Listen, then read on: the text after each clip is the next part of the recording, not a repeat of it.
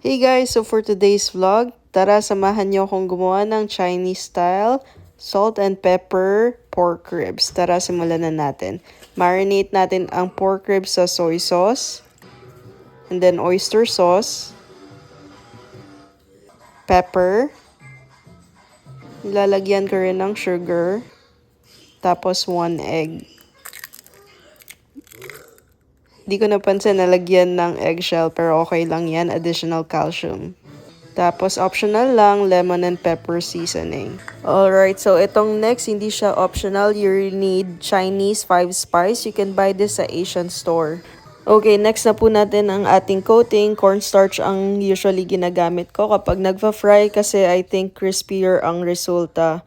So, let's go. Mag-start na tayo maghalo. Ayan, haluin lang po natin siya ng maigi. Mas okay to 24 hours sana i-marinate. Pero I just did mine for 1 hour lang, I think. Ayan, haluin lang natin. Ayan na siya. Tapos, mag-start na tayo sa veggies. Ang ginamit ko, mini red pepper and then jalapeno. Hinihiwa ko lang siya ng maliliit. Tapos, make sure na tanggalin yung seed para hindi masyadong maanghang ang ating lulutuin. Pwede rin naman red bell pepper or green bell pepper or kung kahit anong red or green pepper na gusto nyo. So, share ko lang, ito ang challenging part for me kapag nagluluto. I hate peeling garlic, kaya usually buy minced garlic. Let's go, lutuin na natin. So, nagpainit lang po tayo ng mantika. Generally, you want the oil from 350 to 375 Fahrenheit for frying. Okay, so i-taste test natin ang ating pork ribs. Nag-fry lang ako ng isang piraso, nilagyan ko ng extra coating ng cornstarch. Tapos, nung naluto na, tinikman ko, matabang siya for me and ayoko na yung extra coating. So, ang ginawa ko, nilagyan ko lang siya ng extra cornstarch, salt, and then pepper. Tapos, more Chinese 5 spice. I think okay na yung timpla nito, kaya finry ko na ang ating pork ribs. Ayan, batch per batch ko siyang niluluto kasi marami po ang ating pork ribs. So, ito po yung tinaste test ko kanina. Yan po yung itsura niya. Okay, let's continue frying. After every batch, ini-strain ko ang ating oil para matanggal ang burnt parts.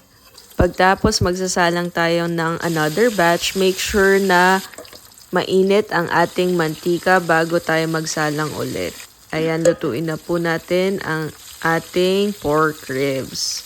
After natin ma-fry lahat ng pork ribs in another pan, sundan natin ang ating butter sauce. So, konting oil and then butter. Mabilis lang ang process na to dahil ayaw natin maging soggy ang veggies. Sunod mo na ang minced garlic. Tapos, ang ating onion, then red and green peppers. So, naglalagay rin ako ng konting red chili powder for some spiciness. Next, ilagay na natin ang ating fried pork ribs.